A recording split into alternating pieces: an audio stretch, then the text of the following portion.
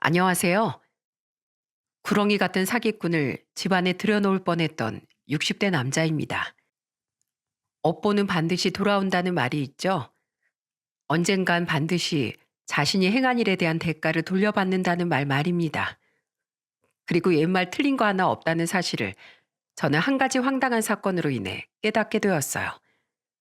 저희 가족은 며느리 덕에 큰 위기를 모면할 수 있었는데요.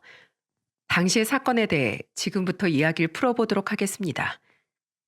저는 경기도의 한 지역에서 부동산을 운영했어요. 썩 넉넉하지 않은 형편에도 아내는 알뜰살뜰 살림을 하며 3살 터울의 두 아들을 키웠죠.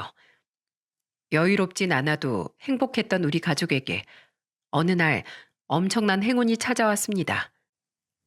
큰애가 12살이던 해 제가 사놨던 경기도 외곽 땅이 재개발 지역으로 확정된 거예요. 지인이 제게 고급 정보라며 그곳의 땅을 사두라고 했는데 워낙에 믿던 지인의 말이라 대출 받는 것까지 감수하고 그 땅을 사뒀었거든요. 짧은 몇 년 새 땅값은 폭발적으로 치솟았고 저는 적기라고 생각한 때에 그 땅을 아주 비싼 값에 팔아치웠습니다. 그렇게 우리 가족은 한순간에 과장 죽은 보태서 벼락 부자가 된 거예요. 낡은 전셋집에서 아파트로 이사도 가고 차도 좋은 걸로 한 대 뽑았지만 가장 좋았던 건 공부를 잘했던 자식들을 돈 걱정 없이 공부시킬 수 있었다는 거였습니다. 그 결과 두 아들은 모두 서울의 이름 있는 대학에 진학할 수 있었어요. 특히 작은 아들은 손에 꼽히는 명문대 진학했죠. 우린 아들들이 편하게 지낼 수 있도록 서울에 각각 전셋집도 얻어주었습니다. 당시엔 집값이 천정부지로 뛰진 않았을 때라 그 정도는 충분히 지원해 줄 수 있었거든요. 큰아들은 대학 졸업 후 번듯한 공기업에 입사했습니다. 반면 대기업에 잠시 몸을 담았던 작은 아들은 변호사를 해보고 싶다며 그 좋은 회사를 그만두고 로스쿨에 입학하더군요. 죄송해요, 아버지. 얼른 돈 벌어서 효도해야 하는데 제가 욕심이 너무 많아서요. 뭐가 죄송하냐. 난 오히려 네가 하고 싶은 거 다 할 수 있도록 지원해 줄 수 있어서 행복하단다. 작은 아들은 꼭 기대에 부응해 보이겠다고 다짐하며 학업에 열중했습니다. 그리고 작은 아들이 로스쿨에 입학한 이듬해 큰아들은 공무원인 5살 어린 며느리와 결혼을 했어요.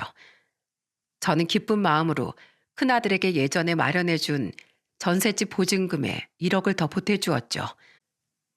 그렇게 며느리와 큰아들은 자신들의 돈을 보태 직장에서 멀지 않은 빌라에 신혼집을 마련할 수 있었어요. 며느린 순하고 착했지만 말수가 적고 내성적이었습니다. 그런 며느리에게 한 번은 이런 질문을 한 적이 있었는데 그때 대답을 듣고 며느리의 성격이 왜 그런 건지 이해할 수 있었죠. 세아가, 넌 원래부터 조용한 성격이었니? 상견례 때 뵌 사돈 어른들이나 사돈 총각을 보면 아주 활발해 보이던데 넌 그렇지 않은 것 같아서 말이다. 오해하지 말거라. 난 말에 신중할 줄 아는 아가 네가 참 좋단다. 그냥 궁금해서 물어보는 거니 대답하기 싫으면 안 해도 돼. 싫긴요. 저도 중학생 때까지 나름 활발했었는데요. 사실 제가 고등학생 때 따돌림하고 괴롭힘을 당했었거든요. 그리고 그때 견디기 너무 힘들어서 부모님께 따돌림 당한다고 솔직히 말하고 제발 전학 보내달라고 부탁했었거든요. 근데 부모님은 다른 애들은 잘만 다닌 학교인데 왜 너만 유난이냐고 그런 일을 당하고 다니는 제가 멍청하고 한심한 애라면서 오히려 화를 내고 절 창피하시더라고요. 저희 오빠도 마찬가지고요. 친정 식구들 보기에 멀쩡해 보이지만 남들 보는 눈 엄청 신경 쓰는 사람들이거든요. 그때 저 엄청 상처받았어요. 그래서 그 뒤론 가족들한테도 남들한테도 제 얘기를 잘 안 하고 성격도 내성적으로 변하게 됐어요. 며느린 20살 때 대학을 가면서 집이 싫어 독립을 했다고 말하더군요. 그런 딸이 괘씸하다며 사돈들은 월세와 학비, 생활비 그 어느 것 하나도 지원해 주지 않았다고 했죠. 어차피 도움받을 생각도 없어서 며느린 대출받고 스스로 아르바이트를 하며 대학을 졸업했다고 해요. 독립한 뒤론 집에 잘 왕래하지 않고 살다가 그래도 가족은 불러야 할 것 같아 결혼식엔 참석을 부탁했지만 결혼한 뒤론 거의 인연을 끊고 살고 있다고 했죠. 좋지 않은 가정사라 미리 말씀드리지 못했어요. 죄송해요. 아니다. 누구나 속사정은 있는 거 아니겠니? 그래서 명절에 얼른 친정에 가라고 해도 그렇게 괜찮다고 말했었구나. 말하기 힘들었을 텐데 얘기해줘서 고맙다.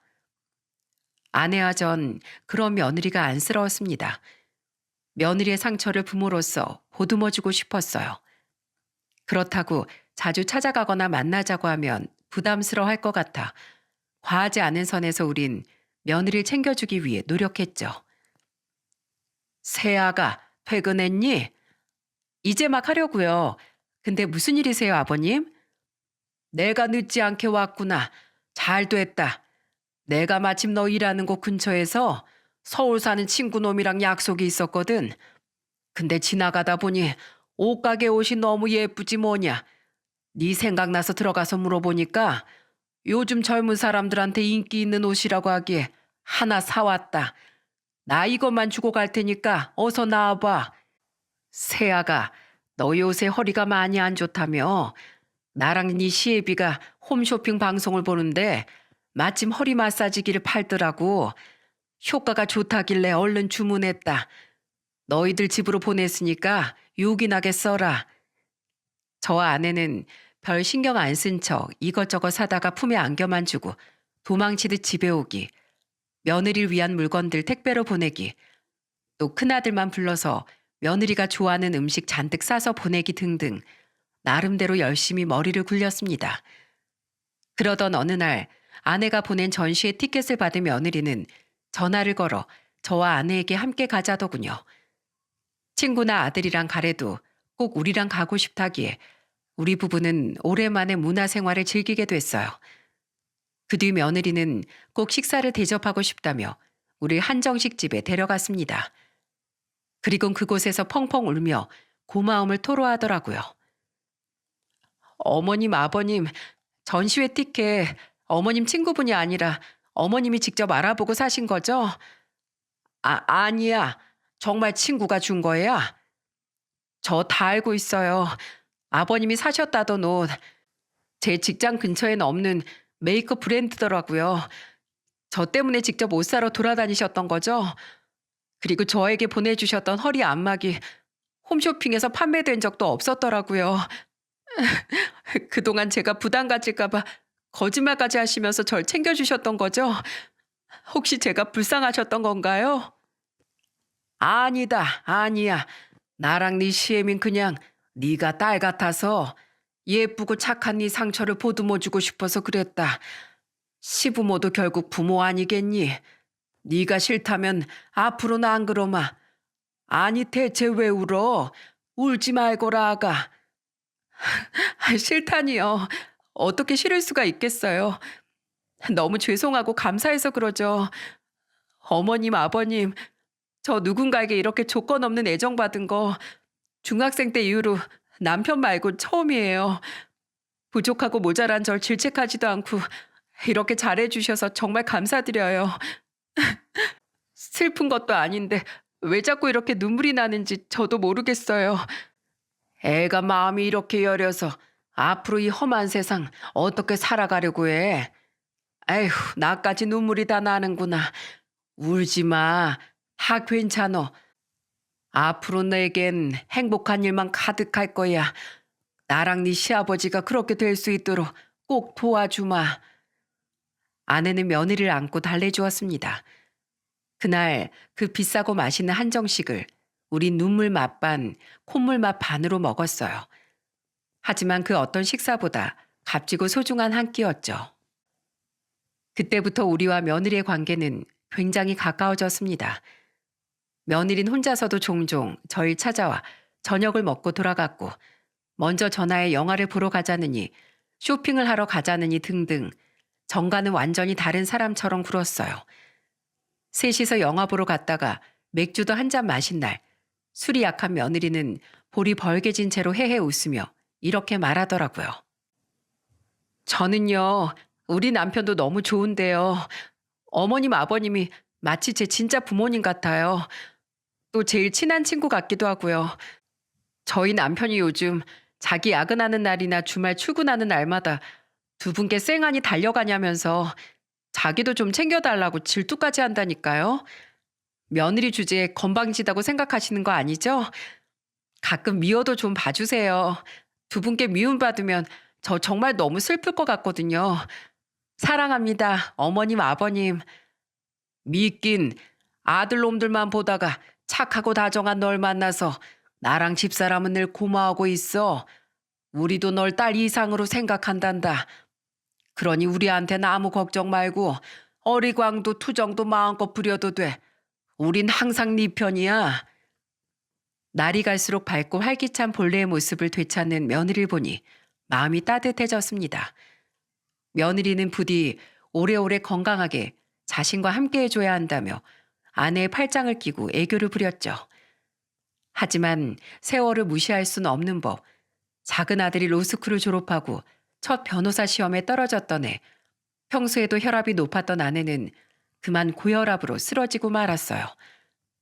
검사 결과 다행히 뇌에 관련된 문제는 아니었고 원인은 기립성 저혈압이라고 병원에서 말했죠. 큰아들과 며느리는 퇴근하면 매일같이 아내가 입원한 병원에 찾아왔습니다. 한 번 시험에서 떨어진 터라 더욱 악착같이 공부하던 작은 아들은 그래도 사나흘에 한 번은 시간을 빼서 꼬박꼬박 얼굴을 비쳤죠. 같은 서울에 있는 병원도 아닌데 왔다 갔다 하기 너무 오래 걸리잖아. 그러니까 너희도 제덕이처럼 며칠에 한 번씩 와. 재성이 네 엄마 상태가 심한 것도 아니고 나도 옆에 있잖아. 아니에요. 저희 집사람 직장까지 휴직하고 어머니 옆에 있겠다는 거 겨우 말린 건데 저녁에 마저 못 오게 하면 몸서리를 칠 거예요. 저희 집사람 어머니 돌아가시는 줄 알고 정말 많이 놀랐었거든요. 아내는 2주 뒤 무사히 퇴원했습니다. 그리고 그때 큰아들과 며느리는 합가를 하자는 놀라운 제안을 하더군요. 아무래도 두 분 걱정돼서 안 되겠어요. 제가 옆에서 직접 어머님 챙겨드리고 아버님 건강도 미리미리 관리해드려야 마음이 편할 것 같아요. 아버님, 서울에서도 부동산 하실 수 있잖아요. 제발 저희랑 같이 살게 서울로 올라오시면 안 돼요? 두 분 불편하지 않게 제가 정말 잘할게요. 다른 집 며느리들은 합가는커녕 한 달에 한 번 보는 것도 싫어한다는데 그 마음이 얼마나 고맙습니까? 게다가 아내가 한 번 쓰러지니 만약 저와 아내가 둘 다 아프다가 큰일이라도 나면 어쩌나 싶어 저도 두렵던 차였어요. 그렇게 저와 아내는 집을 팔고 서울 외곽에 평수가 조금 더 넓은 아파트를 사서 큰아들 부부와 함께 살게 되었습니다. 어머님, 아버님 일어나세요. 어머님 병엔 적당한 운동이 최고 좋대요. 이제 새벽마다 저기 뒷산에 저랑 같이 올라가시는 거예요. 아셨죠? 아가, 넌 출근도 하는 애가 무슨 아침잠이 이렇게 없니? 조금만 더 자자. 안 돼, 아버님. 저번에도 그렇게 말씀하시곤 두 분 다 안 가셨잖아요. 며느린 건강을 위해서라며 저와 아내를 끌고 일주일에 5번씩 새벽 운동을 갔고 퇴근 후에도 저녁을 먹자마자 저녁 산책을 나가자고 체근했습니다. 게다가 아내와 저에게 그 나이에 1대1로 지도받는 헬스도 끊어주었죠. 저는 그런 건 젊은 사람들이나 하는 줄 알았는데 저희 나이대 사람들도 건강관리나 재활 목적으로 많이들 수업을 받더라고요. 아내 혈압에 좋다는 각종 음식에 단 음식은 안 좋다며 믹스커피 대신 차 티백들을 사다 놓는 등 며느린 정말로 지극정성이었습니다. 아버지, 어머니랑 아버지 두 분 다 요새 혈색이 너무 좋아지셨는데요. 병원에서 어머니 혈압이 너무 좋아졌다고 놀랐다면서요? 네 아내가 저렇게 지극정성인데 안 건강해지고 백이겠냐? 서울 오면서 아예 부동산 일도 그만둬서 피곤하다고 새벽 운동을 안 갈 수도 없고 아침마다 눈뜨기 힘들어서 죽겠다. 그래도 자기장까지 줄여가면서 시부모한테 정성인 며느리가 세상에 어디 있겠냐. 재성이 넌 결혼하는 아주 기가 막히게 잘했어. 둘째도 얼른 변호사 시험 붙어서 정미 반의 반만큼이라도 좋은 아내랑 결혼하면 좋을 텐데 말이다. 아내와 저에겐 딱 두 가지 걱정거리가 있었는데 열심히 난임 치료를 받고 시험관 시술을 해도 통 아이가 생기지 않던 며느리의 상심한 마음과 두 번째 시험에서도 떨어진 작은 아들이었습니다. 큰아들 내외는 결국 아이에 대한 마음을 많이 내려놓더군요. 반면 작은 아들은 다행히 삼수 끝에 세 번째 변호사 시험을 본 뒤 합격을 움켜쥐었어요. 고생 많았다. 정말 고생 많았어. 예빈 네가 분명 해낼 거라고 믿고 걱정 하나도 안 했었다. 걱정을 안 하긴 제덕이 시험 보기 3일 전부터 자기가 더 긴장해서 잠도 잘 못 들던 양반이 허세는 제덕아 장하다. 이제 걱정은 모두 내려놓고 앞으로 변호사로서 네 포부 마음껏 펼쳐봐. 감사해요. 이게 다 두 분이 절 믿고 기다려주신 덕분이에요. 앞으로 살면서 절 이렇게 잘 키워주신 은혜 두고두고 갚아나가겠습니다. 그리고 형수님, 공부한다고 얼굴도 잘 비추지 못한 절 대신해서 저희 형보다도 더 저희 부모님을 정성껏 챙겨주셔서 감사해요. 제가 부모님에 대한 걱정을 조금이나마 내려놓고 공부에 집중할 수 있었던 건 전부 다 형수님 덕분이에요. 작은 아들은 저희 부부와 며느리에게 감사함을 전하고 싶다며 백화점에서 우리 셋의 선물까지 사왔더라고요. 며느린 과한 칭찬을 받은 것 같다며 쑥스러워했죠. 작은 아들은 필수 수습 기간을 마친 후 한 로펌에 취직해 변호사로서 당당히 살아가기 시작했습니다.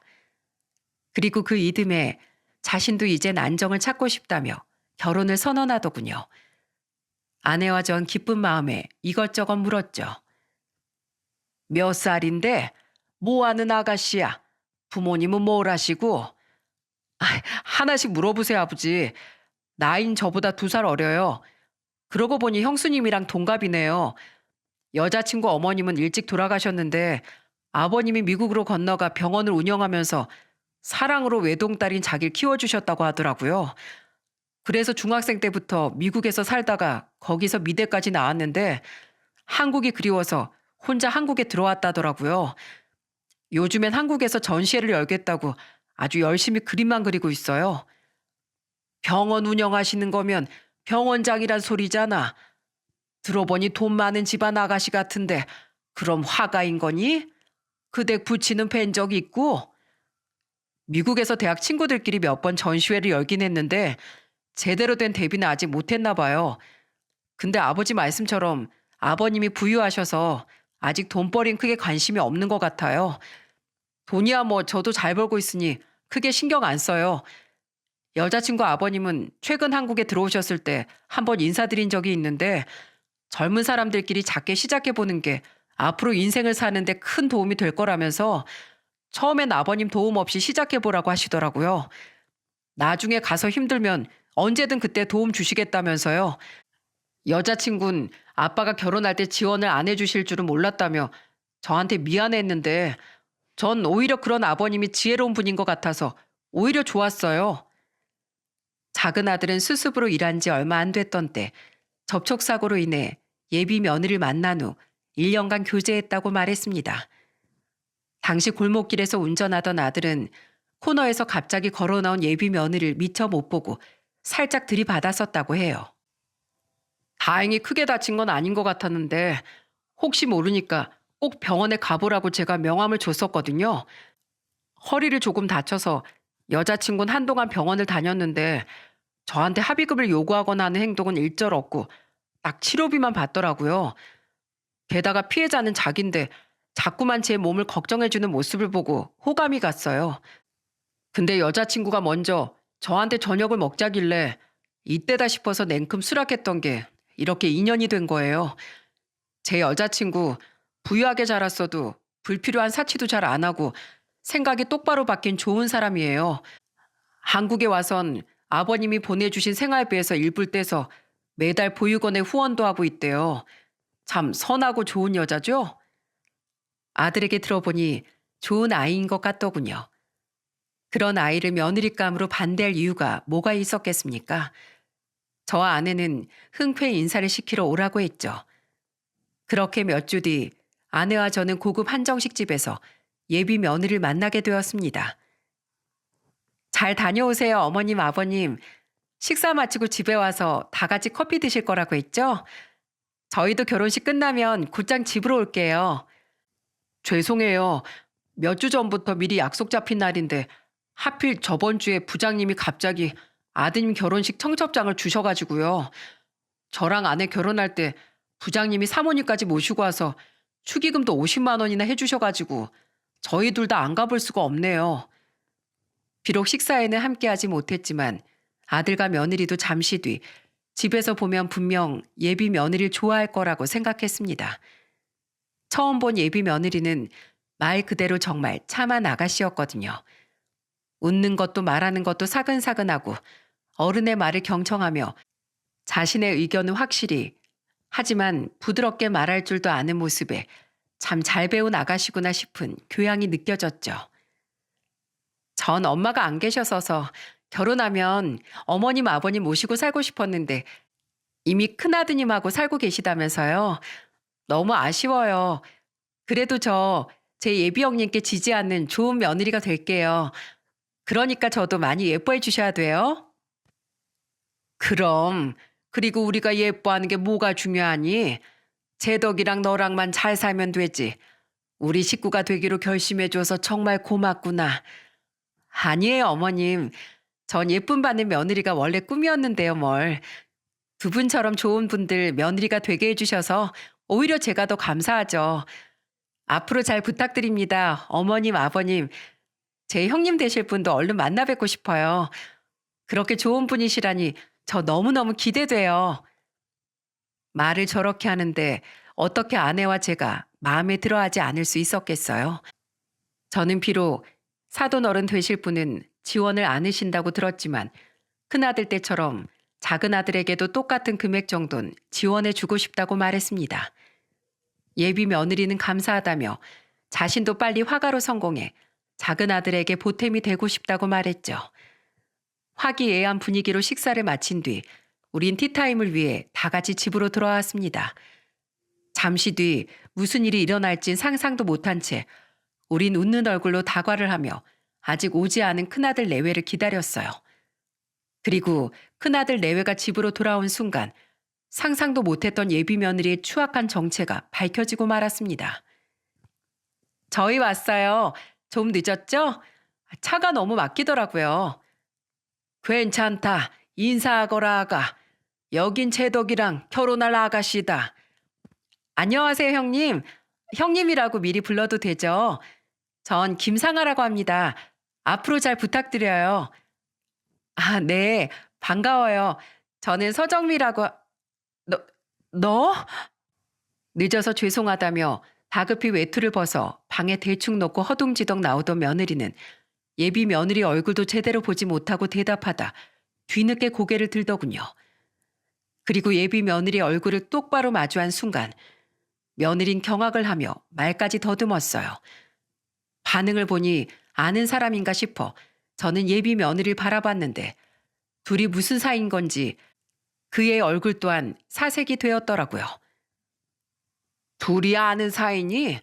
아니 무슨 사이인데 둘 다 표정이 그래? 네? 아니요. 전 처음 뵙는데요. 아닌 것 같은데. 아니 너 왜 자꾸 고개를 옆으로 돌리니? 모르는 사이? 너 방금 나한테 이름 김상아라고 했잖아. 네가 날 모른다고? 나 서정미야. 네 중고등학교 동창 서정미. 네가 날 모른다는 게 말이 돼? 아버님, 저 여자 누구인지 아세요? 그러니까 내가 계속 묻고 있잖니. 누군데? 제가 고등학교 때 심한 따돌림을 당한 적 있다고 말씀드렸죠? 저를 따돌리고 괴롭힌 주동자가 바로 김상아예요. 뭐? 중학생 때부터 미국에 가서 살았다고? 와, 너 진짜 무섭다. 내 중고등학교 때 졸업 앨범에 끔찍한 네 얼굴이 떡하니 박혀 있는데 어디서 그런 무시무시한 거짓말을 하고 다녀? 아버님, 어머님, 그리고 도련님. 제 엄마 돌아가시고 아버지가 미국에서 병원 운영한다고 했죠? 천만의 말씀 만만의 콩떡이에요. 쟤네 엄마 버젓이 살아있고 고등학교 때 하도 사고를 치고 다녀서 집에서도 두 손 두 발 다 놓고 내놓은 자식 취급하던 날라리였다고요. 절대 속지 마세요. 큰며느리의 폭탄 발언에 온 식구가 다 경악을 했습니다. 특히 작은 아들은 덜덜거리듯 떨리는 눈동자로 예비 며느리를 바라보며 이게 무슨 같은 이어지지 않는 말만 내뱉고 있었죠. 아가, 그게 사실이냐? 아니 상아, 네가 네 입으로 말해봐라. 우리 며느리 말이 사실이야? 아니에요, 아버님. 재덕 씨, 뭐라고 말 좀 해봐. 당신 형수 진짜 이상한 사람 아니야? 당신 우리 아버지 만났었잖아. 내가 그린 그림들도 직접 두 눈으로 봤었고. 당신 나 못 믿어? 어? 아버님, 어머님, 저 여자 정신병자 아니에요? 대체 저한테 왜 저러는지 모르겠어요. 누가 좀 알려주세요. 정신병자라니, 당신 말 조심 못해? 야, 김재덕, 너 내 아내가 예전에 따돌림 당한 일로 얼마나 힘들어 했었는지 얘기 들어서 잘 알지? 우리 집사람 말 다 사실이면 나 절대 이 결혼 허락 못해. 알았어? 예비 며느리는 끝까지 모르쇠로 나왔는데 큰아들은 그런 예비 며느리에게 삿대질을 하며 화를 냈습니다. 놀라서 눈물까지 뚝뚝 떨구고 있는 큰며느리를 보자 저 또한 화가 나더군요. 제가 왜 그날 처음 본 예비 며느리 말을 몇 년간 함께 산 며느리 말보다 신뢰하겠습니까? 그 와중에 예비 며느리는 계속 변명을 해댔고 이어진 며느리의 말에 저는 그만 눈이 뒤집히고 말았어요. 진짜 단체로 나한테 왜들 이러는 거예요? 재덕 씨, 나 진짜 아니야. 미국에서 들어온 지 고작 2년밖에 안 된 내가 당신 형수를 어떻게 알겠어? 결혼까지 결심했던 내 말을 왜 안 믿냐고. 김상아, 너 진짜 소름 끼친다. 내가 네 부모님까지 뵀었는데 그런 날 끝까지 모른 척한다고? 어머님, 아버님, 제가 왜 절 괴롭히기 시작했는지 아세요? 저랑 쟤 중학생 때 나름대로 친해서 가끔 저 쟤네 집에 놀러 가기도 했었어요. 그때 쟤네 부모님 얼굴도 뵀었고요. 그러다가 중3 때부터 불량한 애들하고 어울리더니 저처럼 평범한 애랑 어울리기 창피하다고 저를 거의 본 척도 안 하더라고요. 근데 같은 고등학교에 배정되고 고1 때 같은 반이 됐는데 피구하다가 제가 자기 몸에 공을 맞췄다는 어이없는 이유로 그때부터 절 이유 없이 괴롭히기 시작했어요. 학교에서 노는 애들 무리에 속해 있는 애가 그러니 다른 애들은 무서워서 저한테 말도 안 걸더라고요. 저 그렇게 3년 내내 김상아 쟤한테 괴롭힘 당하고 학교에서도 따돌림 당한 거예요. 쟤네 무리한테 끌려가서 이유 없이 돈 뺏기고 손찌검 당하고 물벼락 맞고 저 정말 지옥 같은 시간을 보냈어요. 그동안 제가 따돌림 당했다고만 말했지 자세하게 얘기한 적은 한 번도 없었잖아요. 쟤랑 그때 일을 입에만 올려도 몸이 덜덜 떨릴 정도로 너무 끔찍해서 제가 차마 말할 수가 없었던 거예요. 제가 그런 애 얼굴을 어떻게 잊겠어요. 도련님, 김상아 쟤는 절대로 집에 들이면 안 되는 악마나 다름없는 애예요. 중학교 동창한테 듣기로 쟤 자기 엄마 안보험까지 전부 뜯어내서 잠적해버린 완전 페류나라고요. 이게 진짜? 너 조용히 안 해? 재수없게 진짜. 왜 하필 쟤를 여기서 만난 거야? 며느리는 처절한 울음을 터뜨리며 경악스러운 진실을 털어놓더군요. 그제야 예비 며느리, 아니 그 사기꾼은 본색을 드러내며 표정을 180도 바꾸더라고요. 야, 김상아, 들어보니까 우리 형수님 말씀이 맞는 것 같은데 너 그럼 지금까지 날 속인 거야? SNS에 올렸던 미국집 사진도 대학 졸업장도 미국 친구들 사진들도 기부고 뭐고 나한테 했던 말 전부 가짜냐고. 너 그럼 네가 그렸다는 그림들은 뭐야? 어? 그냥 돈 주고 산 싸구려 모작들이지. 그림의 글자도 모르는 인간이라 잘 속아 넘겼다 싶었는데 마지막에 짜증나게 이게 뭐야? 졸업장? 요새 대충 그런 거 조작하는 게 뭐 그렇게 어렵다고. 친구들도 아빠도 내가 다 돈 주고 고용한 사람들이고 사진 감쪽까지 합성하는 건 요즘에 일도 아니야. 아무튼 범생이도 이렇게 속여 넘기기가 쉽다니까. 수수 변호사라길래 어리숙할 때 빨리 낚아채려고 고상하게 말하는 법 같은 별 희한한 가해까지 받아가면서 생쇼를 했더니 완전히 내가 꽝을 뽑았네. 결혼 안 해. 안 하면 되잖아. 기껏해야 졸부면서 재벌도 아닌 것들이 유세는. 다들 뭘 꼬나 봐. 재덕 씨, 뭐 나한테 속아서 억울해? 뭘 그렇게 잡아먹을 듯한 표정으로 노려봐. 그렇다고 당신이 날 뭐 어쩔 수 있을 것 같아? 어차피 받아먹은 것도 아직 없어서 나 사기죄로 고소도 안 되거든? 나 무서울 거 하나도 없다 이거야. 아씨, 열받아 정말. 야, 서정미, 너 이리 와. 오랜만에 나한테 좀 맞자. 어? 아이고, 아가야, 너 이거 못 놔? 이 빈대 같은 사기꾼이 감히 누구 며느리한테 손을 대려고 해? 식당에서와 같은 사람이 맞는 건지 의심될 정도로 다른 사람이 된 그 여자는 으르렁대며 며느리의 머리채를 잡아채더군요. 저는 재빨리 그 여자를 옆으로 밀쳐버리고 며느리를 감쌌습니다. 그리고 욕짓거리를 하며 휘청거리던 그 요물의 뺨을 잔뜩 화가 난 큰아들이 후려쳐 버리더군요. 이 망할 여자가 미쳤나? 너, 너 지금 나 쳤어? 너 내가 고소할 거야. 네가 먼저 내 아내 머리채 잡았잖아. 이거 정당방이야.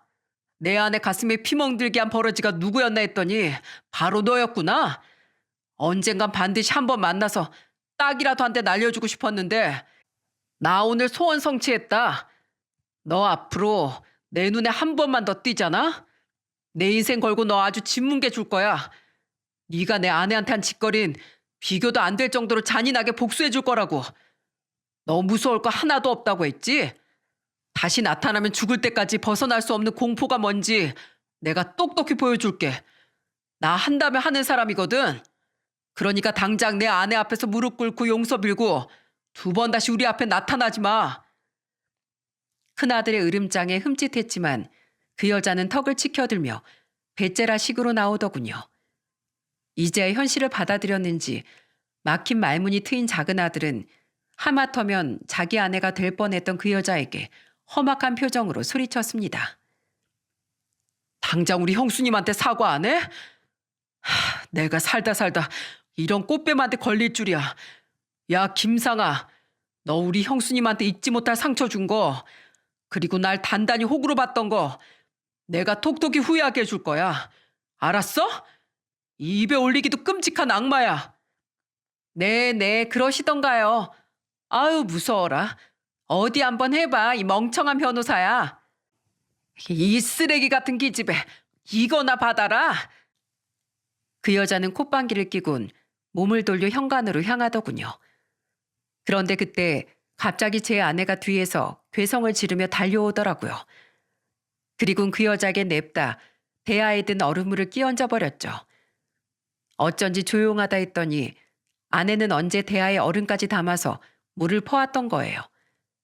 차갑다 못해 시린 물을 뒤집어 쓴 데다가 단단한 얼음으로 머리까지 두들겨 맞은 그 여자는 악 소리를 지르며 도끼 눈을 떴습니다. 마지막으로 전 현관문을 열어 그 요물을 확 밀쳐버리며 소리쳤어요. 인간 같지도 않은 게 인간의 탈을 쓰고 우릴 기망했으니 얼음물을 뒤집어 써도 싸다. 너 같은 인간은 앞으로 자도 자는 것 같지 않고 살아도 산 것 같지 않을 정도로 끔찍한 삶을 살게 될 거라고 내 장담하마. 세상은 불공평한 것 같아도 언젠간 악한 놈들에게 벌을 내려주는 법이니까 썩 꺼져. 얼음을 한 바가지 더 퍼붓기 전에. 그렇게 문을 쾅 닫고 집으로 들어오니 며느리가 스르륵 바닥에 주저앉더군요. 우리 가족은 한 사람도 빠짐없이 며느리에게 황급히 달려갔죠. 아가, 괜찮니? 여보, 형수님, 괜찮아요. 그냥 긴장이 풀리니까 다리에 힘이 빠진 것뿐이에요. 애써 당찬 척했는데 사실 심장이 쿵쾅거려서 저 죽을 뻔했거든요. 형수님, 제가 정말 죄송합니다. 제가 너무 바보 같아서 형수님한테 그런 짓을 한 여자한테 깜빡 속아 넘어가 형수님께 괜히 과거의 상처를 떠올리게 해드렸어요. 제가 정말 입이 10개라도 할 말이 없습니다. 정말 죄송해요. 그래, 제덕이 너 진짜 여자 보는 눈이 형편없었어. 네가 곧바로 이렇게 우리 집사람한테 싹싹 안 빌었으면 내가 아주 네 얼굴에 주먹이라도 꽂아 넣었을 거야. 다들 그만해라. 됐다. 사람이 작정하고 속이려 달려들면 나라님도 깜빡 속아 넘어갈 수 있는 거야. 큰아들은 흐느끼며 며느리에게 사과하는 자기 동생에게 화를 냈고 저는 그런 애들을 말렸습니다. 며느리 걱정이 가장 컸지만 작은 아들 또한 엄연한 피해자였으니 상심이 클 거라고 생각했거든요. 아내는 며느리 어깨를 감싸 안으며 놀란 가슴을 진정시켜주고 있었어요. 그런 가족들을 쭉 둘러본 후 전 이렇게 말했습니다. 그래도 이게 얼마나 천만다행이냐. 세아가 아니었으면 우리 전부 그 끔찍한 애한테 깜빡 속아 가족으로까지 드릴 뻔했잖니. 고맙다 세아가. 늘 그렇게 생각하고 있었지만 오늘 다시 깨달았어. 넌 우리 가족에게 다시 없을 귀인이자 복이야. 너 같은 며느리를 만난 나는 전생에 나라를 10번이라도 구했나 보다. 아가, 아니 정미야. 저런 벌레 같은 인간한테 당했던 일 때문에 더는 네가 마음 아파하지 말았으면 좋겠구나. 넌 더 이상 힘없이 당할 수밖에 없었던 어린 정미가 아니야. 넌 그때의 상처를 꿋꿋하게 딛고 이겨낸 아주 멋진 어른으로 성장했잖니. 게다가 네 곁엔 이제 네 남편, 시동생, 나랑 네 시애미까지 있으니 넌 혼자도 아니야. 언제든 우리가 함께 할 테니 항상 우릴 믿고 절대 어디 가서든 기죽거나 겁먹지 말거라. 이 아버지가 항상 사랑하는 거 알지? 그래, 이 애미도 항상 정미 널 사랑한다. 너에겐 시부모이자 부모인 우리가 있다는 걸 항상 잊지 말고. 감사해요, 아버님, 어머니. 정말 감사해요. 그날 작은 아들은 오래도록 며느리에게 흐느끼며 사과를 멈추지 못했습니다. 그리고 그날 저녁 우리 5 식구는 오랜만에 새벽까지 술잔을 부딪히며 서로를 위로해 주었죠. 비록 그 여자 말대로 작은 아들은 그 여자를 사기 미수 정도로밖에 고소할 수 없었지만 작은 아들은 절대 그 여자를 가만두지 않겠다며 이를 갈더군요. 그리고 작은 아들은 불법적이지 않은 선에서 집요하게 수소문한 끝에 그 여자의 진정한 약점을 캐낼 수 있었어요. 경찰에 알아보니 이미 무려 사기 전과 이범이었던 그 여자는 기가 막히게도 2번째 처벌을 받은 뒤에도 꽃뱀짓을 하며 2명의 피해자를 만들어냈었더군요. 그 남자들한텐 이름도 가짜로 말하고 신분증까지 위조해 보여주면서 돈을 뜯어낸 뒤에 잠수를 탔었더라고요. 직업도 제대로 없는 여자가 저랑 만날 때 무슨 돈으로 부자인 척을 했나 했더니 그 남자들한테 뜯어낸 돈에 대출까지 받았었지 뭐예요. 아마 제가 집도 잘 살고 변호사이기까지 하니까 우선 속여서 결혼부터 한 다음에 돈을 뜯어내 빚을 갚으려고 한 것 같아요. 저 그 남자들한테 김상아 그 여자 본명부터 지금 지내는 곳까지 전부 폭로해줬어요. 그래서 그 사람들 저 통해서 그 여자 사기죄로 고소하겠다고 하더라고요. 그래서 제가 수임료도 무료로 해준다고 말했어요. 어차피 저한테 친 사기 미수까지 싹 다 묶어서 죗값을 치르게 할 거니까요. 두고 보세요. 세상 무서운 줄 모르고 까불어댄 그 여자한테 법의 참맛을 똑똑히 보여줄 거예요. 작은 아들은 돈을 받고 그 여자의 부친인 척했던 남자까지 찾아냈습니다. 같이 사기 동조범으로 고소하겠다고 말하니 그 남자는 친딸이 보험조차 안 되는 희귀병에 걸려 병원비를 벌기 위해 그런 일을 했다고 울며 불며 빌었다더군요. 자신이 없으면 병원비를 내지 못해 딸은 꼼짝없이 죽을 날만 기다려야 한다면서요. 조금 알아보니 그 남자의 말이 정말이길래 결국 작은 아들은 그 남자를 용서해 주기로 했죠. 그렇게 소송 싸움을 하던 와중 며느리는 모르는 번호로 전화 한 통을 받게 되었습니다. 당시 저와 아내는 며느리와 함께 과일을 먹고 있었기에 며느리의 통화 내용을 모두 들을 수 있었어요. 사과를 깎고 있느라 며느리가 휴대전화를 바닥에 내려놓고 스피커폰으로 받았거든요. 그리고 전화를 건 주인공의 정체를 안 순간 우리의 표정은 무섭게 굳어버리고 말았습니다. 그 사람은 바로 며느리의 철천지 왼수인 그 사기꾼이었으니까요. 그런데 그 여자는 당당했던 모습은 온데간데 없이 꼬리를 바짝 내리며 며느리에게 애원을 하더라고요. 정미야, 나야, 상아. 뭐? 네가 내 번호는 어떻게? 아니, 그것보다 네가 무슨 염치로 나한테 전화를 걸어? 내가 지금 발등에 불이 떨어져서 사람 좀 써서 알아냈어. 그게 중요한 게 아니라 정미야, 나 너한테 사과하려고 전화했어. 내가 예전엔 너한테 너무 심했지. 정말 미안해. 원래 10대 땐 철이 없는 법이잖아. 어린 마음에 그런 못된 행동을 했던 거지. 나 너 별로 안 싫어했어. 진짜야. 성인 되고 너한테 사과하려고 했는데 연락이 끊겨서 못한 거라니까. 우리 중학생 땐 그래도 친했잖아. 예정을 생각해서라도 나 한 번만 용서해주면 안 될까? 그리고 네 시동생한테 나 좀 봐달라고 부탁해주면 안 돼? 대체 그 인간은 그놈들 어떻게 찾아낸 거야? 그 인간 지금 완전 눈돌아서 어떻게든 나 교도소에 집어쳐넣으려고 난리도 아니야. 나 전과도 있고 전에 그놈들한테 뜯어먹은 액수가 어마어마해서 진짜 교도소 가게 생겼단 말이야. 제발 네 시동생한테 네가 나 용서했다고, 그러니까 한 번만 봐주라고 얘기 좀 해줘. 네 말은 듣는 신용이라도 할 거 아니야. 내가 왜 그래 하는데? 네가 나한테 사과하려고 했다고? 웃기고 있네. 넌 정말 입만 열면 냄새나는 거짓말만 늘어놓는구나. 잘 들어 김상아. 난 네 말 한마디가 무서워서 덜덜 떨던 과거의 내가 아니야. 난 이미 과거를 이겨냈고 지금의 나한텐 더없이 든든한 가족이 무려 4명이나 있어. 별 볼 일 없는 사기꾼이 너 따윈 하나도 무섭지 않다고.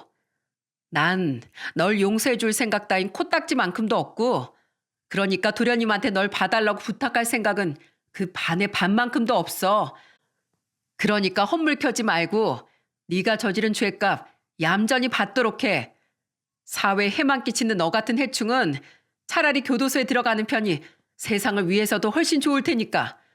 2번 다시 너 나한테 연락하지 마.